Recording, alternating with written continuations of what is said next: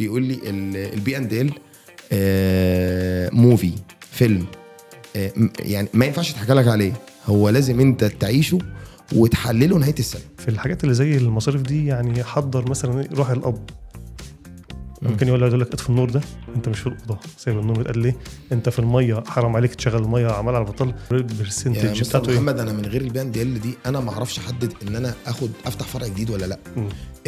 الافريج بتاع الايجار بتاع الفرع الجديد، المرتبات، كل حاجه ليها علاقه بالسنه اللي فاتت لازم انا ابص لها وانا بعمل البلان اللي انا هشتغل عليها سنه كامله. بس انت طلبتها من اجيد الله على طلبتها منين؟ اللي هيدي سعر اقل. لا مش هينفع، اصل احنا عندنا اوبشن كتير، خلاص مش هتخرج برانا يعني ما ينفعش نبقى احنا قاعدين مع بعض ونتكلم عن حد تاني. خلاص يبقى نطلب من اجيد هيدينا احسن سعر وافضل اهم حاجه بس تتصل بأسامة الفيومي على طول وهو انت ان شاء الله ان شاء الله.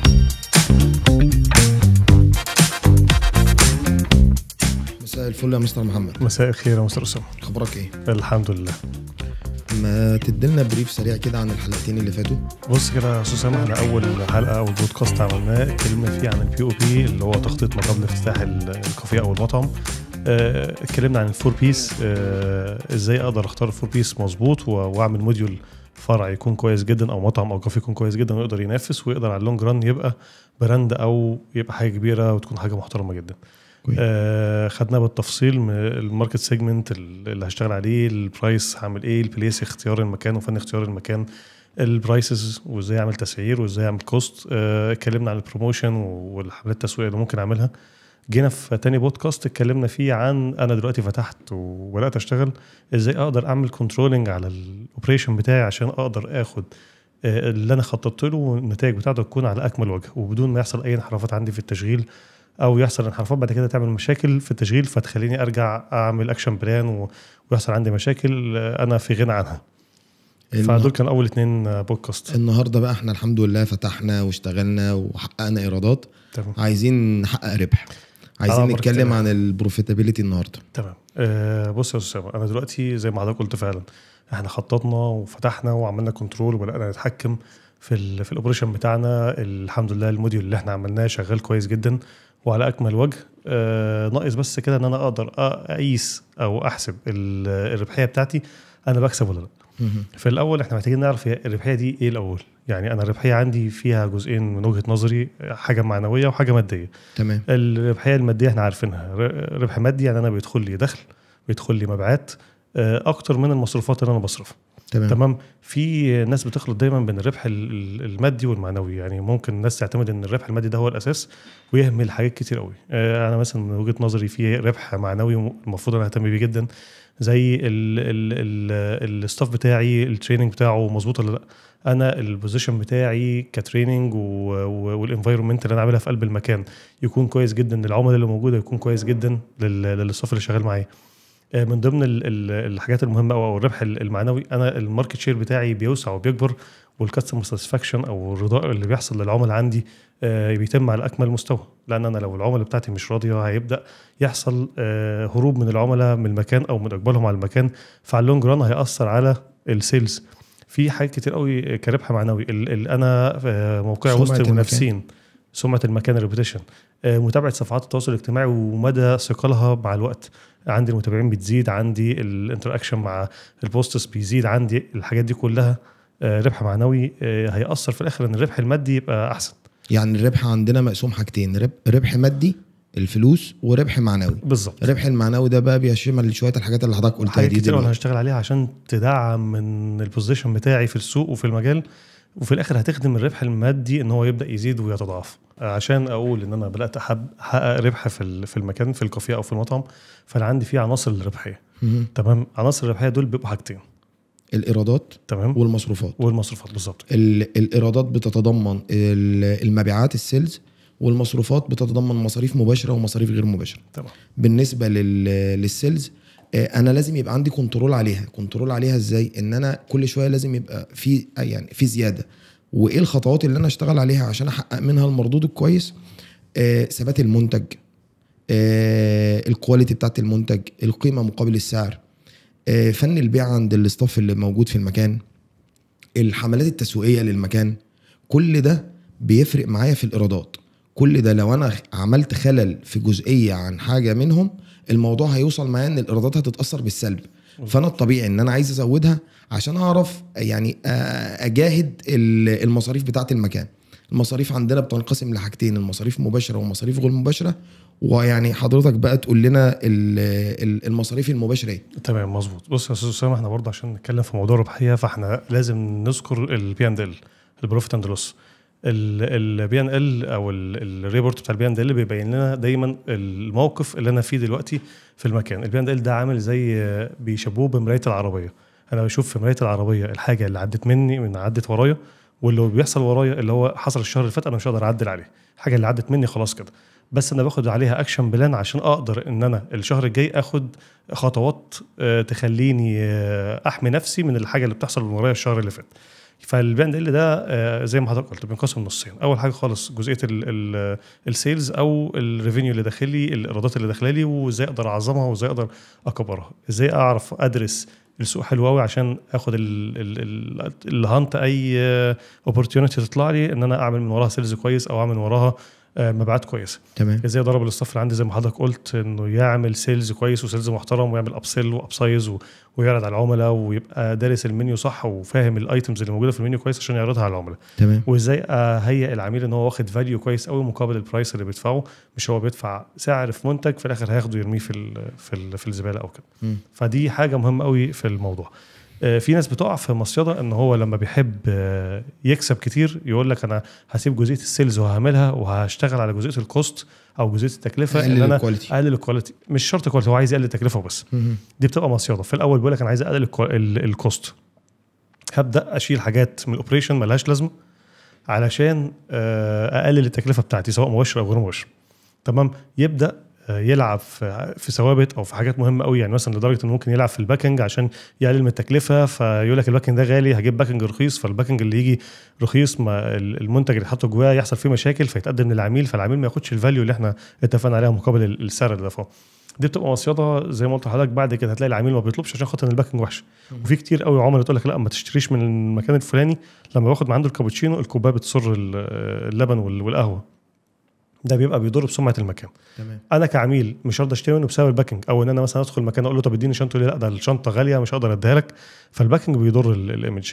بيبدا الكلام ده كده، يبدا يقلل في مصاريف النظافه، يبدا يقلل في مصاريف العماله، يبدا يوم يحصل معاه دروب ياثر على السيلز، يلاقي السيلز بيقع فبقاش عارف يلاحقها منين ولا منين.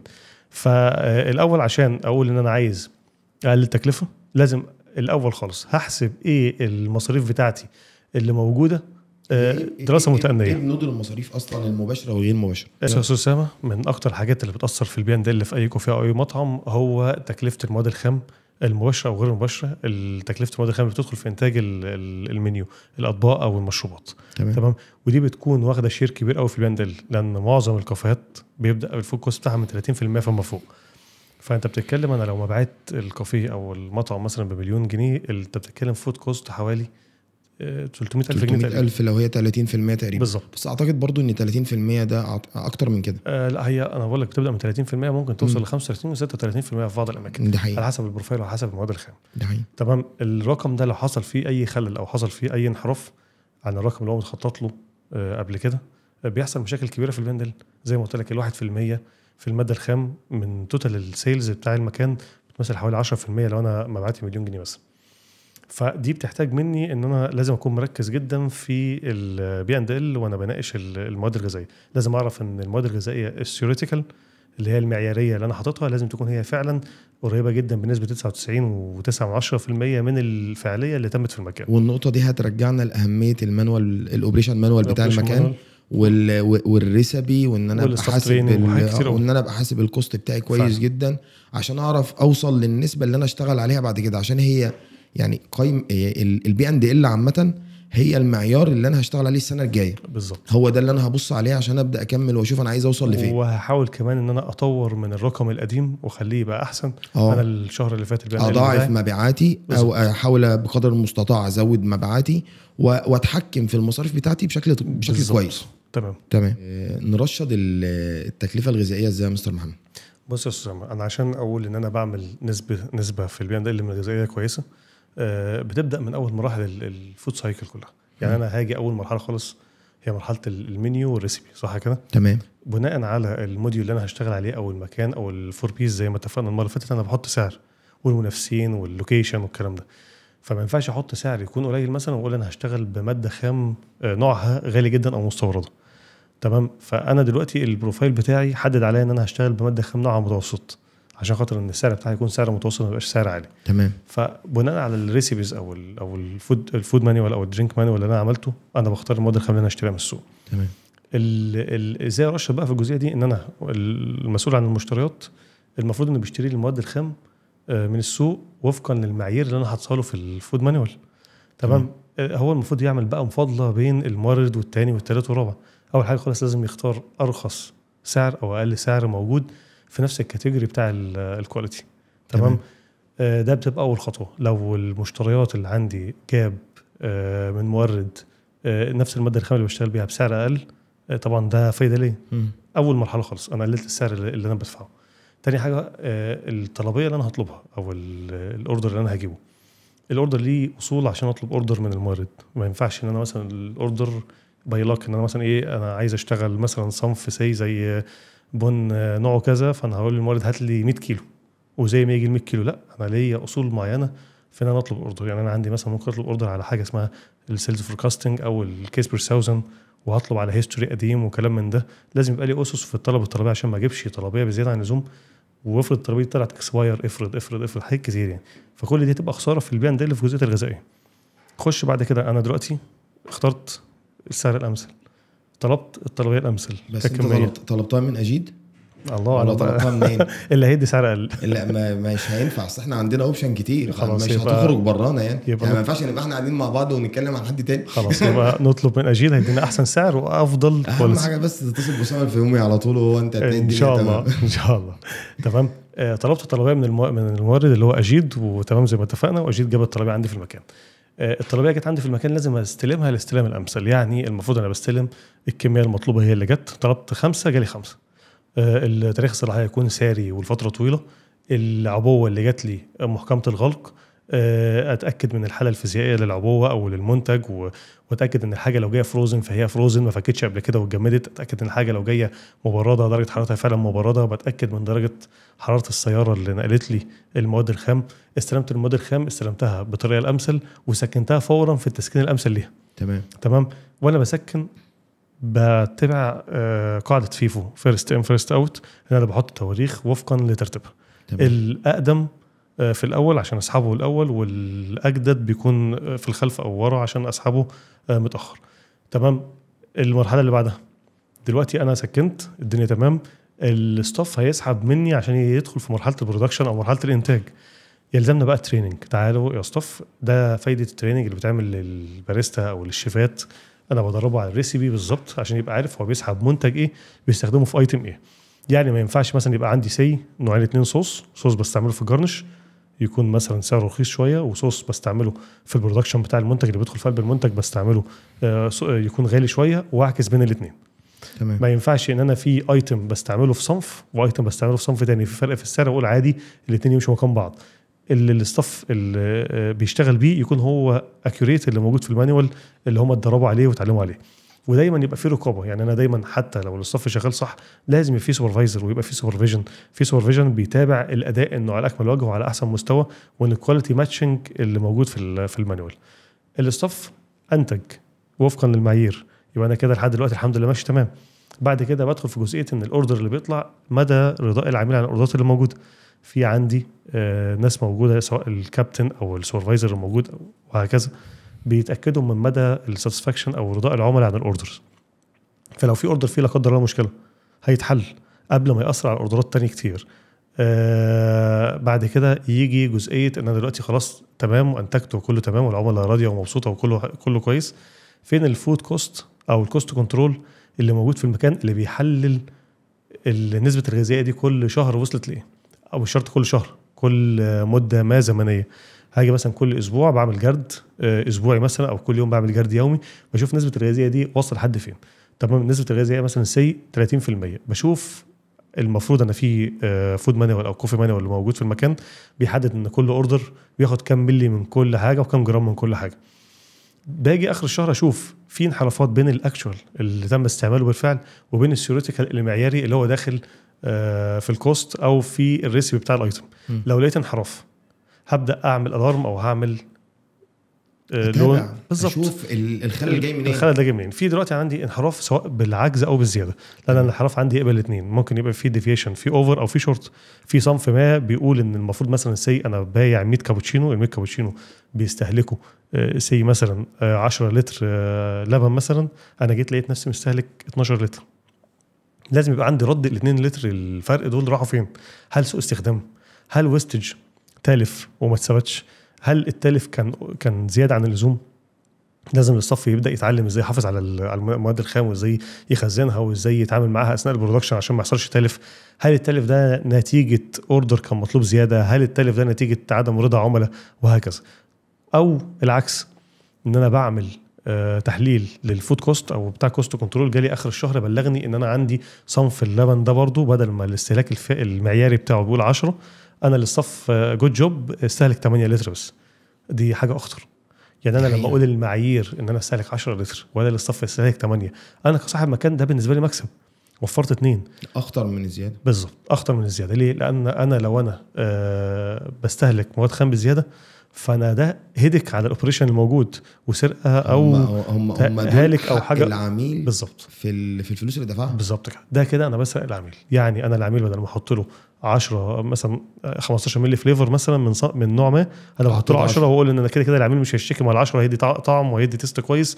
الستاندر بيقول 15 يبقى 15، لان احنا عشان نحسب ان الستاندر بيقول 15 مللي فاحنا بالتاكيد عملنا تجربه مره واثنين وثلاثه وخدنا اراء عملاء، والشريحه الاكبر من العملاء وافقت على ال15، قالت ان 15 هي الاحسن. تمام. او الكواليتي عندي قال ان 15 هو الاحسن، فبجيش انا من نفسي شغل 10 واعتمد ان العميل مش هيشتكي. انا كده بسرق العميل هيقدر يقارن بين التست الحلو والتست الوحش، او بين الكواليتي الحلو والكواليتي الوحش. والاخطر ان هو لو بيجي عندي المكان كذا مره، فلاحظ ان التيست الصوص مثلا الكراميل في المشروب ده النهارده بقى مختلف، بقى اقل، فعلى طول هيجي في باله ان انت بتوفر، ولما بتوفر على حساب العميل دي بتضايق العميل، لانه بيحس انه ما خدش الفاليو او القيمه اللي بياخدها كل مره من عندك.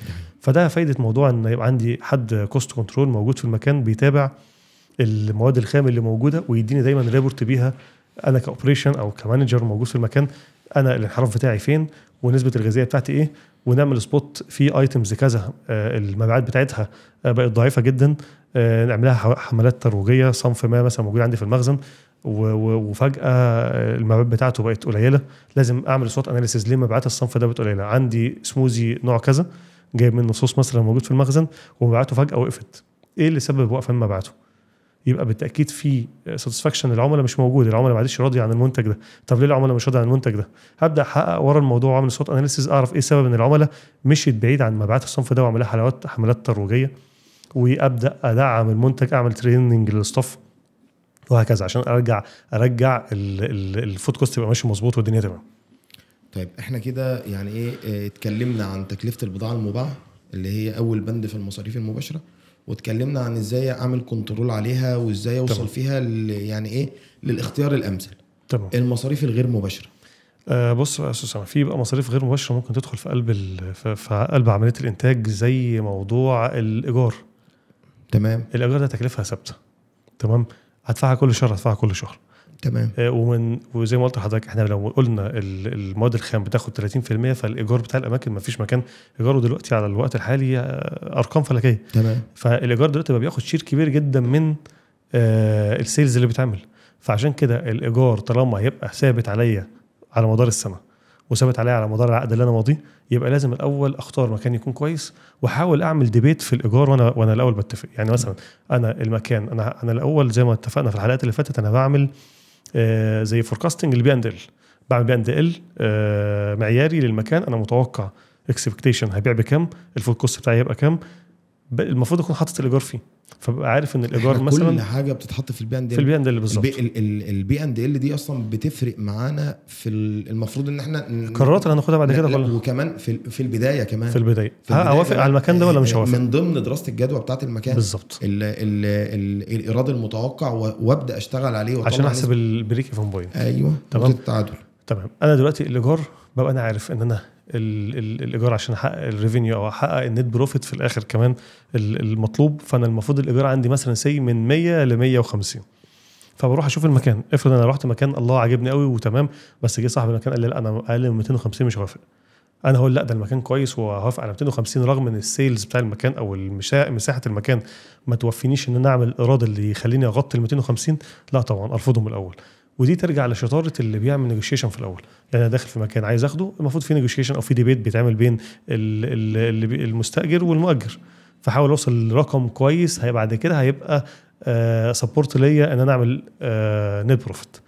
ودي موضوع الرنت اللي بتتفق عليه خلاص، هو ده ما فيهوش ان انا هقدر اقول لك ان انا هقدر اوفر مع الوقت او هعمل عليه ريدكشن زي هو خلاص قضي الامر. عايز اقول لك اكتر نقطه الايجار بيأثر فيها في الار او اي، معدل العائد على راس المال. هو النهارده سي مثلا انت هتفتح مكان بمليون جنيه، الطبيعي ان انت على الار او اي بتاعه على 5 سنين تقريبا في المجال بتاعنا، صح؟ ممكن من 3 ل 5 تقريبا. يعني لو على 5 سنين فكل سنه المفروض ان انا يبقى فيه 200,000 جنيه. تمام. لو اماكن كتير لو احنا حسبناها هتلاقي 200,000 جنيه دول بيروحوا في الايجار. في ناس اصلا بتقفل النشاط خالص بسبب ان الايجار عالي. حصل. وبعد فتره مثلا بعد 6 شهور يقول لك لا ده المكان طلع ايجاره عالي، او يبقى عامل نسبه غذائيه كويسه قوي ويبقى عامل مرتبات كويسه قوي ويجي على الايجار مش قادر. فدي حاجه طبعا معضله كبيره قوي لازم اراعيها من الاول خالص من وقت الاتفاقيات. تمام. الايجار ده يعتبر تاني اكبر حاجه في البند اللي بتاثر. ثالث اكبر حاجه في البند اللي بتاثر اللي هي الرواتب او المرتبات او الليبر كوست، تكلفه العماله اللي موجوده عندنا. تمام. تكلفه العماله من الحاجات الكريتيكال قوي في البند ال، لان تكلفه العماله في البند ال حاجه برضو منين زيها زي الرنت بتاع المكان. لا اما هتجيبني ارض لا اما ابقى ماشي مبسوط وتمام. تكلفه العماله انا مضطر ليها، يعني انا لازم الهيراركي التسلسل الوظيفي هيبقى فيه مدير، هيبقى فيه يعني وات ايفر يعني اللي موجود كله ليه مرتب. تمام. المرتبات دي عشان اجمعها اخر الشهر وادفعها ليهم لازم يبقى لها برضه نسبه معينه من المبيعات السيلز، ما ينفعش تتعدى نسبه المبيعات دي. تمام. عشان ما تتعداش النسبه اللي هي محطوطه في المبيعات يبقى انا لازم ادرس موضوع الرواتب كويس جدا، لان الرواتب عندي زي ما قلت لك ده يعني ايه حاجه صعبه قوي على المكان او الاوبريشن ان هو ايه يصفيها لو فيها خلل من البدايه. فعشان اوفر في موضوع الرواتب مع الوقت هيبقى هضطر استغنى عن الصف الموجود، ودي طبعا حاجه خطيره جدا، ما ينفعش استغنى عن الصف اللي موجود عندي. انما في الاول خالص لازم الاول ادرس مثلا عارف الجوب ديسكريبشن بتاع كل موظف موجود عندي في المكان. في اماكن كتير قوي بتفتح ما عندهاش جوب ديسكريبشن، او بتدخل المكان تقول له فين الجوب ديسكريبشن بتاعتك بيجيب لك جوب ديسكريبشن جنرال. يعني بلاقي هو الجوب ديسكريبشن داخل على النت ذا جوب ديسكريبشن اوف مثلا ذا ويتر او ذا جوب ديسكريبشن اوف ذا مانجر، بيقوم جاي منزلها تمام من على النت ويقوم يطبعها ويقول لك هو ده جوب ديسكريبشن. تمام. تيجي تشوف الواقع الفعلي عنده او الشغل او الستيشنز تلاقي الجوب ديسكريبشن ملهاش اي علاقه بتوزيع الستيشنز، بتوزيع المحطات، بتوزيع التاسكس اللي موجوده على كل مكان بيختلف اصلا، كل مكان بيختلف مش ستاندر. الناس بتاخدها جنرال يعني حتى ما بيدرسش كل موظف عنده هيعمل ايه.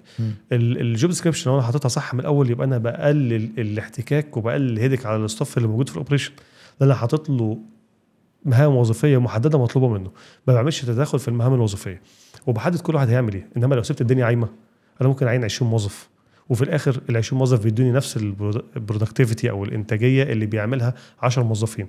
انا دفعت مرتبات ل 10 موظفين زياده وهتفتح وهتشتغل وصعب قوي تمشي ال 10 اللي انت عينتهم زياده خلاص ان هم اوريدي موجودين وشغالين، بس كل واحد بيقلل عارف مجهوده على قد اللي انا هنتجه. فانا في الاول لازم اعمل جوب ديسكريبشن مظبوطه. عملت جوب ديسكريبشن مظبوطه للصف اللي موجود معايا بوزع عليهم المهام في الشيفت بطريقه مظبوطه برضو. يعني ما يجيش مثلا واحد يبقى كل مهام في الشيفت ماسك ترابيزتين مثلا سي هو كابتن او ويتر واقفينه في ستيشن على ترابيزتين 2 بس، لا ده انا لازم احسب لهم البرودكتيفيتي بتاعتهم على عدد الكفرز اللي موجوده عشان اوزع توزيع صح، وادي تريننج كويس للصف اللي موجود عندي عشان يؤدي على اعلى مستوى موجود وباحسن كواليتي وباحسن سيرفيس للعملاء. لان الصف عندي لو غير مدرب او التدريب بتاعه او غير كفء هيؤدي ان انا بحط 2 3 عشان يؤدوا نفس المهمه اللي بيعملها واحد بس مدرب او كواليفايد. وفي اساس موضوع الليبر عشان اقدر اوفر في الليبر بيبدا اصلا من السلكشن من البدايه. انا ما ينفعش انا عايز افتح مكان وفي عندي مثلا سي جالي 10 متقدمين للوظيفه واختار ال10 تمام مفيش مشكله. لا ده انا لازم اعمل انترفيو و2 و3 وانزلهم تيست سي مثلا زي OJE 3 ايام وبعد كده بيبقوا تيست 3 شهور. هو كل البراندات او كل الاماكن الكبيره شغاله كده. لازم اعمل من اول السلكشن، بختار سلكشن مظبوط، بعد كده بنزله اجربه اشوف السكيلز بتاعته عامله ايه، البيهيفير بتاعه عامل ايه مع زمايله مع العملاء مع مديرينه، هينفع يكمل معايا وينضم للمنظومه تمام، هيكمل معايا وينضم للمنظومه وبعمل له تقييم بعد 3 شهور، فتره تقييم تجربه واختبار. تمام يصلح يكمل معانا خلاص اوكي هو معانا في المنظومه دلوقتي. بمجرد ما هينضم للمنظومه تمام من اول يوم ليه انا ببدا معاه التريننج، ويكون تريننج وفق السكادول اللي محطوط في المكان او السكادول بتاع التريننج اللي موجود، عشان اضمن ان التريننج الصح هو اخده فعلا في الوقت المناسب. بعد كده انا المفروض يكون عندي في المكان نظم لتتبع الانتاجيات بتاعه الافراد. يعني انا ما ينفعش ان الصف اللي موجود بيأدي خلاص، انا شايف في سيلز بتعمل في اخر اليوم مطلوب منهم 10 قروش، ال10 قروش بيجوا فخلاص الدنيا تمام، وعندي 5 موظفين. مين اللي قال ان الموظف فيهم احسن، ومين قال الموظف فيهم لا يصلح انه يكمل، مين قال ان فيهم موظف يصلح ان ياخد بروموشن او ترقيه او ياخد حافز وهكذا. دايما المنظومه اللي فيها مثلا 10 افراد شغالين في وقت واحد، ال10 افراد دول لما بيجي بروموشن او بيجي حافز ما ال10 بياخدوا الحافز. افرض فيهم حد اصلا كان بيقلل من انتاجيه الافراد الموجودين، فلازم يبقى عندي برامج لتتبع الانتاجيه او بتاخد من عندي نتائج اقدر بيها اقول مين الامثل ومين الغير امثل، مين فيهم اللي يحتاج بروموشن ومين اللي ما يحتاجش، مين فيهم اللي هيحتاج ياخد مكافاه ومين اللي ما يحتاجش وهكذا. فلازم يكون عندي برامج تتبع الانتاجيه ذات كفاءه كويسه. في برضه حاجات عشان اقدر اوفر في جزئيه العمل دي، ما ينفعش اعمل دبل ورك. يعني ما ينفعش مثلا انا بعمل جرد مره في اليوم فبخلي 3 صف كل واحد يعمل الجرد. ليه اخلي 3 صف يضيعوا وقت من اوقاتهم عشان ال3 يعملوا جرد؟ هو دايما ما بحب الدبل ورك بيضيع وقت الصف الموجود.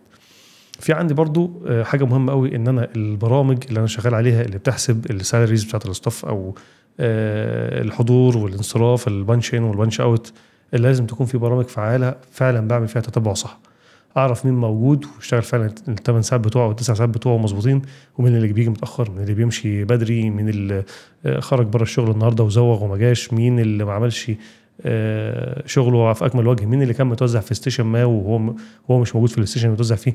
لازم يبقى عندي برامج تتبع لموضوع الغياب والحضور، وعمل المرتبات الشهريه تكون ماشيه على اعلى مستوى. في حاجه برضو مهمه قوي الفتره دي في السوق، موضوع الاي اي.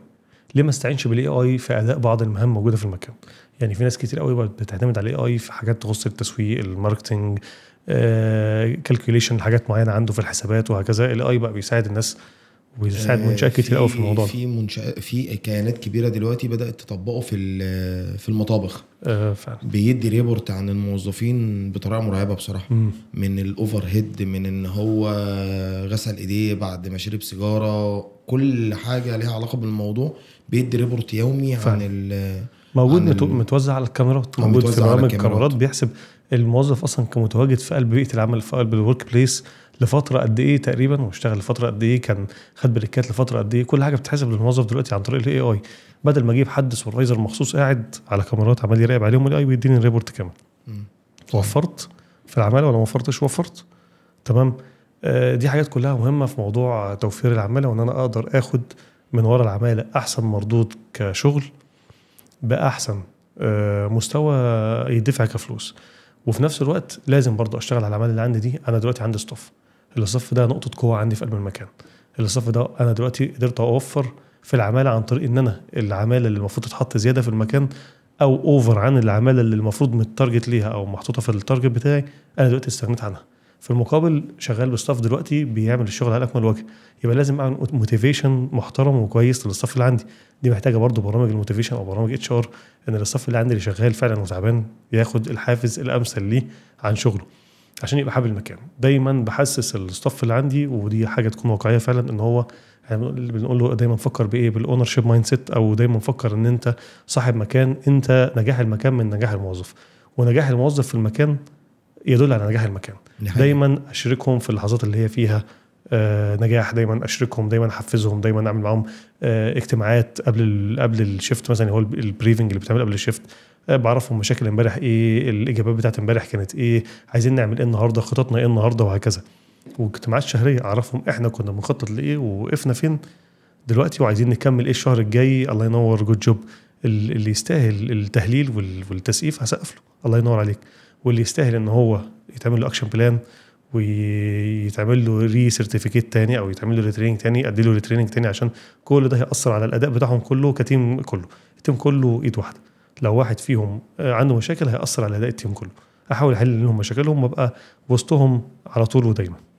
الجزئيه بتاعت العماله انت اتكلمت فيها باستفاضه بصراحه، وهي نقطه مهمه جدا. لو انا كمكان عايز افتح اكتر من فرع وعايز اكبر وعايز يبقى عندي السيستم بتاعي، النقطه دي مهمه جدا، عشان يعني للاسف في اماكن تحت رحمه اللي شغالين بالظبط، والموضوع ده مش حلو. بص يا استاذ، انا دلوقتي انا شايف ان انا لو انا عامل عندي سيستم اتش ار كويس تمام ومحترم وموثوق فيه، ده لمصلحه الاونر ولمصلحه الاستاف. يعني انا دلوقتي تتخيل انا شغال في مكان ما فيهوش سيستم وما فيهوش نظام، لا الاونر هيبقى راضي عن الاداء ولا الاستاف هيبقى راضي عن المردود اللي بيجي له من ورا المكان. الاستاف دايما شايف انه مظلوم، والاونر دايما شايف ان الاستاف بيسرقه. الاستاف دايما شايف ان هو ما بياخدش حقه، والاونر شايف ان الاستاف ما بيديش الشغل حقه. ايه اللي يحدد الاستاف بيدي الشغل حقه او الاونر بيدي الاستاف حقه؟ ان في نظام وفي سيستم. دي حقيقه تمام، ودي حاجه مهمه قوي. واماكن كتير قوي بتقع كده، بتلاقي دايما التيرن اوفر بتاع العماله فيها عالي جدا بسبب ان الاستاف محطوط في بيئه غير مناسبه او بيئه هو حاسس فيها بعدم ثقه، والاونر زي ما قلت لك برضو حاسس ان الاستاف ما بيديش الشغل حقه. ايه اللي يفصل بينهم؟ السيستم والنظام. في سيستم وفي نظام، خلاص كده كله هيبقى راضي وكله ساتسفاي عن اللي بيعمله. الجزئيه اللي احنا ما اتكلمناش عنها في تكلفه البضاعه المباعه، لو احنا شغالين تيك اواي في الباكينج دي احنا ما اتكلمناش عنها، فلو انت عندك تعقيب عليها بس عشان طبعا ما يبقاش احنا في حاجه فوتناها. بس من ضمن التكلفه المباشره هي موضوع الباكينج، ان انا دلوقتي عندي حاجات باكينج موجوده بطلع فيها كوبايات مثلا تيك اواي في درينكس او كده وشنط وهكذا. ازاي اقدر اوفر في النقطه دي؟ خد بالك النقطه دي زي ما قلت لك في اول البودكاست كريتيكال شويه. يعني في ناس كتير قوي بتلعب عليها. يعني انا اعرف في براند كبير من فتره كده لعب في الجزئيه دي، براند مصري مشهور تمام، بدا يلعب في الجزئيه دي. بدل ما العلبه اللي بتتحط اللي عليها طبق من جوه تمنع تسريب الشورتنج او تسريب الدهون اللي موجوده في الاكل بتاعه موجوده، لا هنعتمد على حاجه اقل شويه او اوفر شويه لان دي غاليه شويه. بدا يحصل ايه من العملاء؟ ان العملاء في عندها ايه؟ عدم رضا عن الاوردر اللي راح. بدا العملاء تبعد عن البراند ده انها تطلب منه اوردرات. بدل البراند ده السيلز بتاعه يقل، فبقى استحذوا حدين. بدل ما ينعش بيه موضوع ان هو يعمل كوست ريدكشن ويقلل مصاريفه ويبقى يعمل مكسب اكتر، لا ده بالعكس، ده خسر سيلز تمام، فخسر اكتر. ازاي اوفر في الباكينج؟ زي ما قلت لك هي زي الغذائيه بالظبط، زي المواد الغذائيه. بشوف الاول بتاع المشروعات يجيب لي ديل الانسب الاحسن وفقا للكواليتي اللي انا مديهوله تمام. يفاضل بين مورد واثنين وثلاثه لحد ما يوصل للرقم الاحسن. يطلب الاوردر بتاعه بطريقه كويسه ويستلمه بطريقه كويسه ويسكنه بطريقه كويسه زي ما اتفقنا بطريقه مناسبه. انا ممكن استلم الباكينج والكرتون يتكسر مني، وممكن استلم الباكينج ويقع عليه ميه ويتسرب ميه، وممكن اسكنه غلط في المخزن ويجي عليه ميه او يجي عليه زيت او يجي عليه اي حاجه بوظ الباكينج كله. فالمفروض ان انا بسكن صح وبطلب صح. الاستاف بيتعامل مع الباكينج بطريقه صح. يعني انا مثلا انا احسب مثلا ان احنا كافيه عندي 10 موظفين، 10 استاف اللي موجود مثلا، او مطعم عندي 20 موظف ما بين شيفات وما بين خط امامي وخلفي.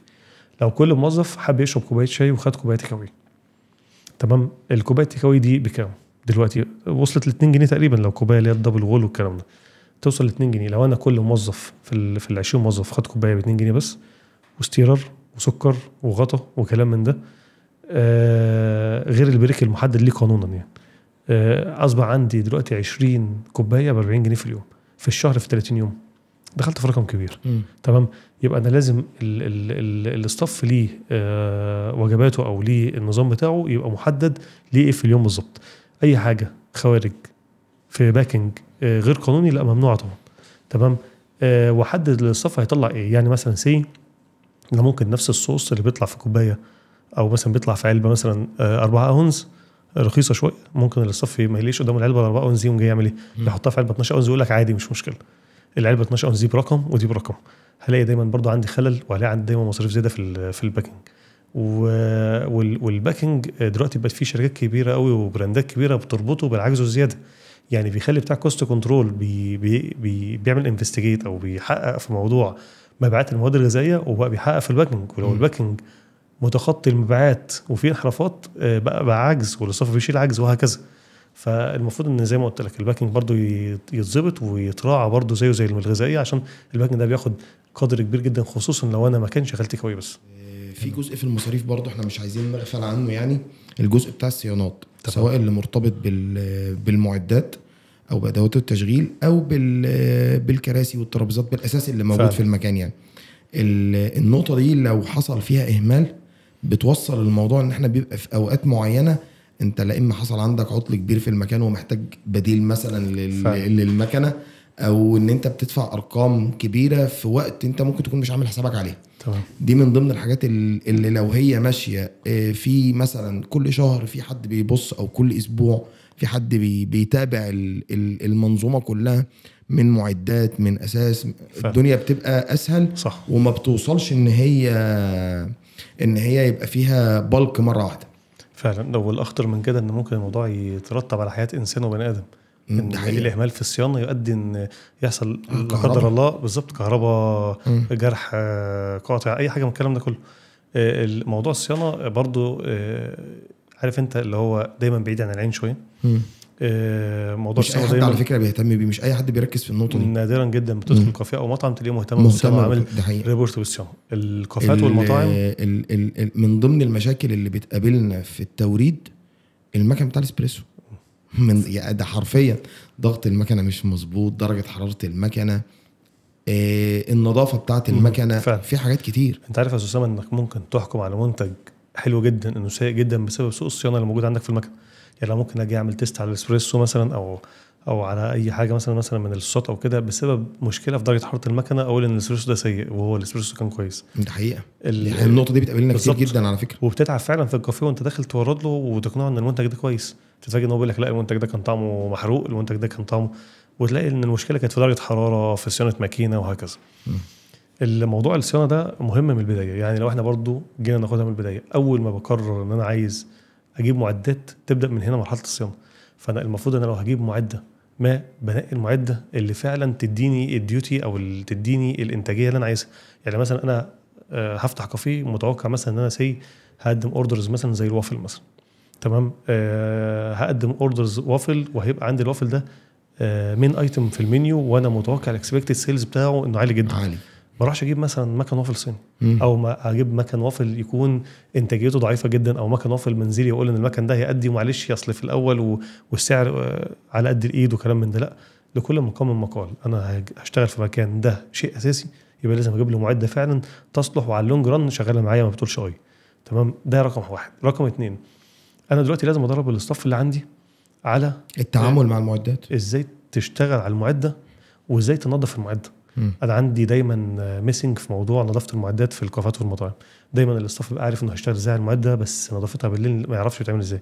لدرجه ان انا كنت في مكان من الاماكن لما حب يغسل مكنه الوافل كان بيغسلها بميه. تخيل مكنه الوافل اللي جواها اسلك كهرباء وفيها كهرباء، موظف جاي جديد بيغسلها بالميه وبيدعكها بفرشه وكلام من ده وصابون. ايه اللي نتج عنه؟ بيحط الفيشه المكنه فرقعت.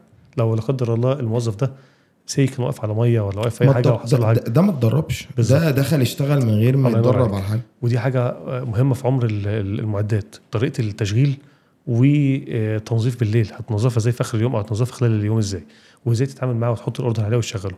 كل دي حاجات مهمه في موضوع الصيانه. في حاجه كمان في موضوع الصيانه ممكن انا برضه تبقى مستبقه شويه من البدايه، ان انا لما بشتري المعدات بشتريها من مكان موثوق فيه، مكان يديني عليها ضمان.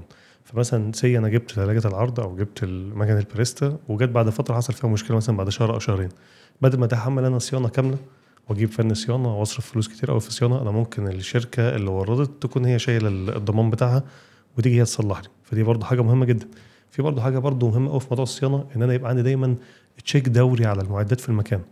مش شرط يجي لي فن الصيانه وانا عندي مصيبه او عندي معده وقفت فعطلت، خد بالك عطلت المعده في المكان او ان يحصل فيها عطل، بعطل في الانتاج. دي حقيقه. لان معظم الكافيهات دلوقتي عشان غلاء الاسعار المعدات بيجيب دايما معده واحده من كل نوع. كنا زمان انا فاكر 2 خلاط، 2 مكنه قهوه، 2 طحان، 3 عرض وهكذا. يعني كان بيبقى عندك من المعده 2 مايكرويف، 2 توستر. دلوقتي بقى انت بتفتح المكان عشان خاطر الفلوس اللي هي الارقام الفلكيه اللي بقت في المعدات، فبتجيب واحد بس في النوع. طب لو المعده دي عطلت، سي مثلا حاجه صغيره قوي زي التوستر عطل، وقفت انت انتاج السندوتشات للعملاء صح؟ لو ماكينه القهوه عطلت، ماكينه الاسبريسو، وقفت انتاج. وقفت انتاج جزء كبير في المنيو، جزء كبير، انت وقفت انتاج 70% من المنيو تقريبا. دلوقتي انا المفروض اعمل ايه؟ يبقى انا عندي تشيك دوري بيتعمل من حد فني صيانه، اوت سورسنج لو انا حاجه صغيره، بعمل معاه تعاقد، بيجي يبص مثلا كل شهر عندي في المكان، يشوف المعدات حالتها عامله ايه، اللي محتاج صيانه، اللي محتاج صيانه يحطه على السكادول الشهر الجاي، وهكذا.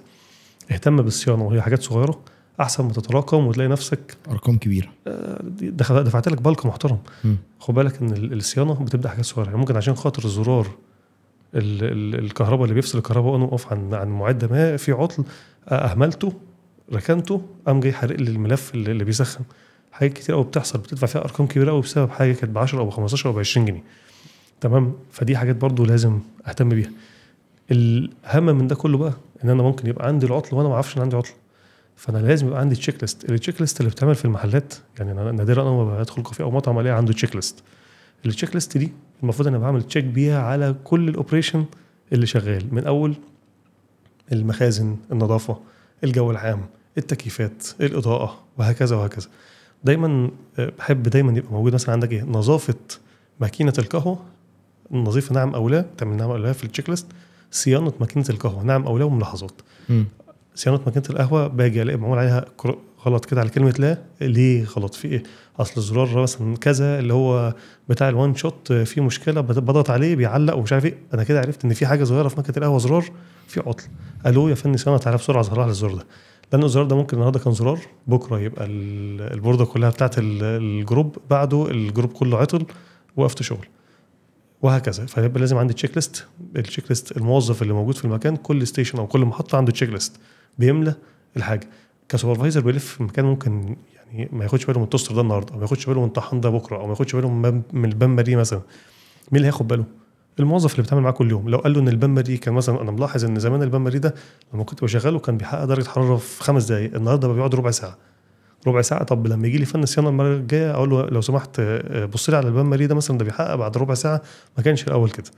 يبدا يقول لك ده في مشكله في زرار كذا وعايزين نصلح. في حاجات برضو في موضوع الصيانه، ان الناس دلوقتي بتسترخص، يعني بيجي عشان مثلا سي زرار اللي بيفصل باور اون واوف، في منه الصيني وفي منه الايطالي. فالايطالي مثلا يقول لك ب 200 جنيه والصيني ب 50 جنيه. يتفاجئ ان هو بيغير الصيني ده في الشهر 5-6 مرات، دفع اكتر من 200 جنيه في مقابل ان هو ما رضيش يجيب الايطالي النظيف اللي هيقدر يستحمل الشغل وضغط الشغل عنده.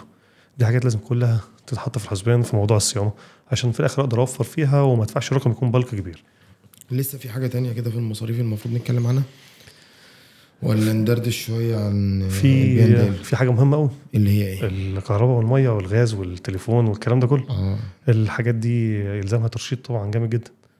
يعني انا هقول لك على حاجه، مثلا الفواتير عامه، الفواتير الحكوميه. انت بتدفع كهرباء، ما فيش مكان بيدفع كهرباء الا برقم دلوقتي كبير. تمام. ما فيش مكان بيدفع ميه الا برقم كبير. الغاز، اشتراك النت، اشتراك الحاجات زي مثلا بين سبورت والكلام ده كله. الحاجات دي كلها بدي فيها ارقام صح. المفروض الحاجات دي كلها هيحصل فيها ترشيد، عشان الارقام دي على فكره بتوفر كتير.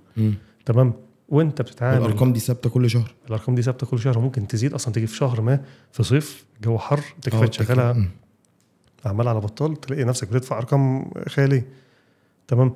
في الحاجات اللي زي المصاريف دي، يعني حضر مثلا روح الاب، ممكن يقول لك اطفي النور ده، انت مش في الاوضه سايب النور متقل ليه؟ انت في الميه حرام عليك تشغل الميه عمال على بطال، انت شغلت الميه ودخلت مش عارف عملت ايه وسبت الميه شغاله. نفس القصه عملها مع الاصطف. انت المكان بص، الاصطف لو ما حسش ان هو المكان ده بتاعه بيته، مش هيفرق معاه التوفير، مش هيحافظ عليه اصلا. تاخد بالك ان انت لو لقيت اصطف او مدير من المديرين مش في دماغه موضوع التوفير، وان هو مستحرم الكهرباء الزياده او الميه الزياده والكلام ده كله، يبقى هو مش امين على المكان. تمام. حاجات صغيره قوي زي الميه بتدل، يعني انا مثلا لو شفت واحد مثلا واقف على الميه مش فارق معايا، يا عم يعني جت على ال 200 300 جنيه اللي هيدفعوا في الميه زياده، اعرف ان هو مش امين على اي حاجه، مش امين على الماده الخام، ومش امين على المعده، ومش امين على الفلوس اللي في درج الكاش. دي حقيقه. تمام. لان هو عنده لا مبالاه، وعنده اهمال، وعنده عدم احساس بالمسؤوليه. عشان اقدر ارشد الكلام ده كله، انا المفروض انا عندي اوقات فتح واوقات اغلاق. تمام. انا دلوقتي عارف ان انا عندي في فتره مثلا من الساعه 8 الصبح لحد الساعه مثلا 12 الترافيك بتاع الكاستمر قليل، مش لازم اشغل كل التكييفات. شغل سيكشن وسيكشن، لا مثلا مش لازم اشغل التوستر انا مثلا بالليل وبعد الساعه مثلا، يعني مثلا مثلا هحكي لك كيس ستادي، مثلا كافيه ما دخلته مشغل التوستر بتاع السندوتشات على درجه حراره 180، يعني مشغله على اقصى طاقه على حاجه تمام، وتتفاجئ ان هو مشغل كده وما عندوش ولا ساندوتش في الثلاجه جوه. طب انت مشغله ليه؟ عشان هو متعود ان هو بيجي الصبح يشغله فشغله. طب انت ما عندكش سندوتشات، هتسخن عليه؟ مش هتسخن عليه حاجه، كل ده سحب الكهرباء تمام. بتلاقي الاستاف قاعدين مثلا في مكان ما ومشغلين كل التكييفات في المكان ومشغلين الاضاءه وكلام من ده. تدخل المكان مثلا تلاقيه بالنهار ومؤيدين كل الاضاءات بتاعه المكان. في اماكن تدخلها تلاقي ايد اليافطه فتره الظهر او العصر. في حاجات كتير قوي بتحصل المفروض لازم اوصلها عشان خاطر ان انا ارشد استهلاك في الكهرباء وفي الميه وفي الغاز وفي النت وهكذا. موضوع الباسورد بتاع الواي فاي اللي مع كل الجيران بتوع المنطقه، تلاقي باسورد الواي فاي مع كل المحلات اللي حوالين المكان، كله شغال على الواي فاي بتاعك. ما انت الواي فاي بتاعك ده بيسحب منك رصيد وبيسحب منك فلوس وبتضطر تشحنه مره 2 و3 في الشهر. الحاجات دي كلها على اللونج ران بتلاقيها بقت بالك ورقم كبير، تدفع لك كهرباء وميه وغاز واشتراك نت وكلام من ده، تدخل لك في رقم مثلا زي 50,000 جنيه. ده برضه كتير، لازم كل ده ترشد فيه. عايزين ندردش شويه يا مستر محمد بقى في البي اند ال، البروفيت اند لوس. هي من ضمن تقريبا 5 قوائم ماليه، يعني لازم المحاسب اللي ماسك المكان يبص لها عشان اعرف حل الارقام مظبوط. كلام مظبوط. فاكر التمبلت اللي احنا كنا بنتكلم عليه من فتره؟ كان من فتره كده، كان صديق ليا طالب كان بيفتح مكان ما وكنا أيوة. عايزين نحسب البريك ايفن بوينت، فقلت له نحسب بريك ايفن بوينت على شيت بي ان ال. ففي تمبلت بي ان ال موجود انت بتحط كنا حاطين فيها ايه؟ كنا حاطين فيها الايرادات والمصروفات. بص احنا كنا حاطين المساحه بتاعه المكان بالمتر الاول، عدد الكفرز، عدد الكراسي اللي موجوده، عدد الترابيزات اللي موجوده، العماله اللي هو محتاجها قد ايه وهتاخد مرتبات قد ايه، السيلز المتوقع اللي احنا كنا بنسيبه اخر حاجه خالص، كنا بنحط عشان عايزين نحسب بريك ايفن بوينت. وبنحط المواد الخام مثلا ان هو هيعمل مثلا 34% نسبه الماده الغذائيه.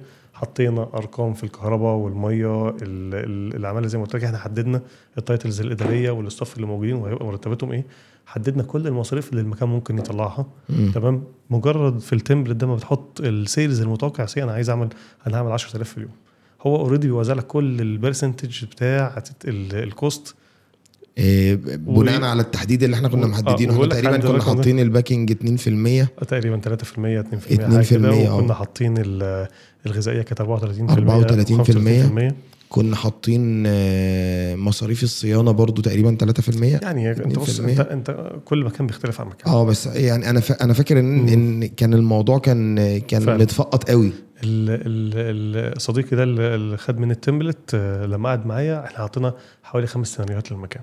من اول المكان مثلا هيعمل في اليوم 10، بعد كده هيعمل 15، طب هيعمل 18، طب هيعمل 20، طب هيعمل 25. بقى عارف عند كل رقم هيعمله هيبقى كسبان كام. تمام. التمبلت ده بنسبه مثلا نقول 95% بيكون صح، لان انت بتحطه على الكيس الفعليه اللي موجود عندك. تمام. ففعلا بتلاقي الارقام في الاخر شبه مظبوطه، يعني الفرق بيبقى كلام بسيط قوي. في صديق ليا من لسه برضو مكلمني من حوالي اسبوع من السعوديه، فتح نشاط ما هناك، وبرضو كلمني في موضوع التمبلت. برضو الارقام بسيطه قوي، افتح التمبلت، دخل ارقام، انت بتعمل سيلز كام، انت الايجار بتاعك كام، العماله بتاعتك بكام، حط الارقام. في الاخر بقول له انت نقطه التعادل بتاعتك هتكون رقم مقدره كذا، هل نقطه التعادل دي الكلام اللي بقوله صح ولا غلط؟ قال لي لا الكلام صح. فهو التمبلت بنسبه 95% مظبوط. التمبلت ده خد بالك ريختر بيعرفك اكمل ولا اجيبها من قصرها ولا. زي ما قلت لك ده برضو في الدراسه البي او بي، انا بحسب انا المفروض هعمل سيلز كام في اليوم بناء على الترانزاكشن عندي، وبناء على انا حجم قد ايه ومساحتي قد ايه، بناء على وعندي كام كفر والمساحه متوقع تيرن اوفر في هعمل كام عمليه سيلز في اليوم. كل ده انت بتحسبه في التمبلت ده.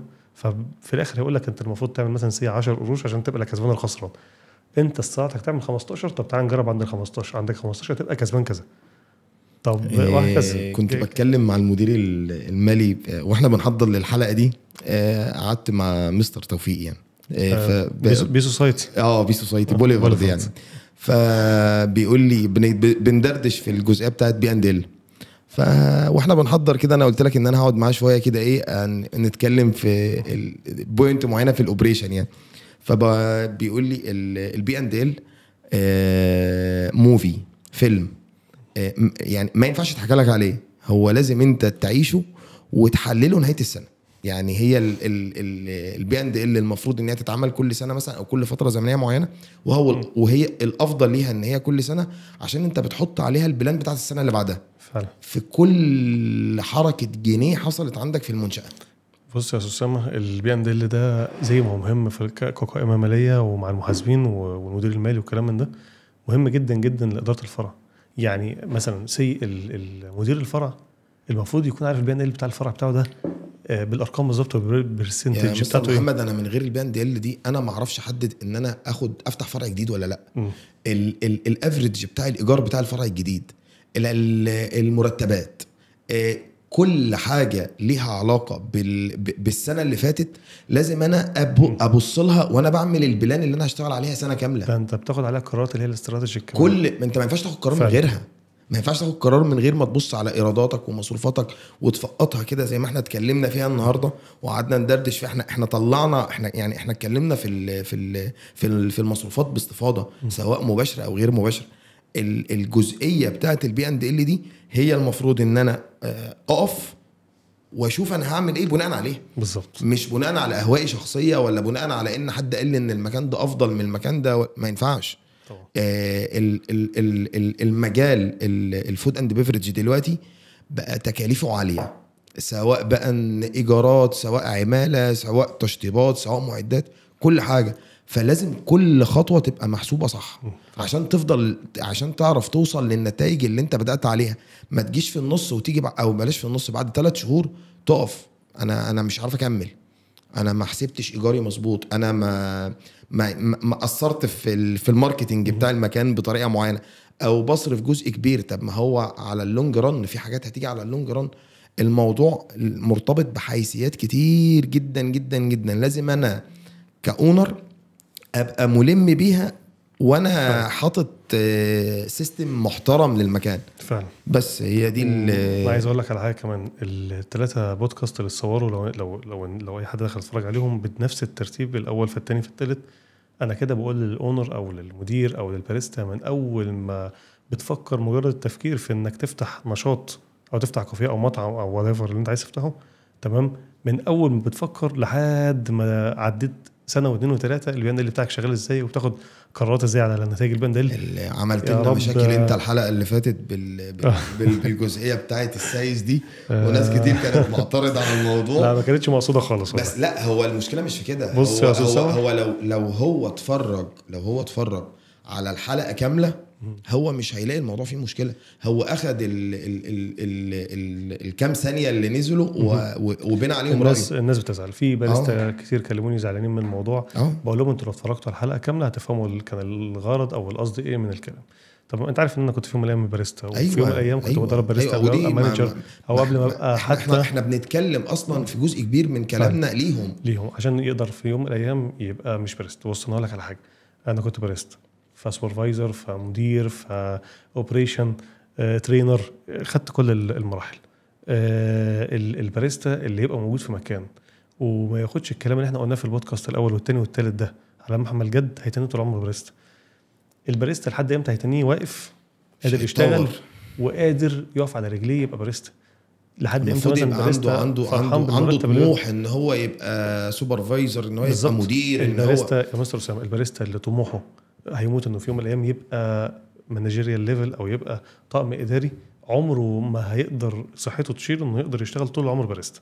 لازم يجي عليه فتره من الفترات يبقى مساعد مدير، يبقى مدير فرع بيقعد على المكتب ويقعد على تيبل يليد الناس ويقود الناس وهو قاعد في مكانه بدماغه وبعقله وبالفكر بتاعه. انا مش هقدر اشتغل طول عمري باريستا. تمام، اتفرج على ال3 بودكاست وبعد كده احكم ال3 بودكاست على ال3 ادوك اضافه ولا لا. لو ما ادوكش اضافه هديك كورس كامل فور فري. لا هم ان شاء الله بجد والله، يعني ان شاء الله اللي احنا عملناه يفيد الناس يا رب. ويعني وان شاء الله باذن الله كافيه بيزنس هيحقق مبتغى اللي احنا حاطينه من البدايه ان شاء الله باذن الله يا رب ان شاء الله. والبودكاست ال3 اللي صورناهم يعني احنا بنعتبرهم ان هو صدقه جاريه وفعلا علم ينتفعوا به. اي حد محتاج اي معلومه في اي وقت رقمي ورقمك والاكونتات بتاعتنا موجوده، يتواصل معنا فورا. تمام، شكرا جدا يا مستر. فرصه سعيده يا استاذ. ان شاء الله الحلقه الجايه برضو نكمل ونكسر الدنيا ان شاء الله.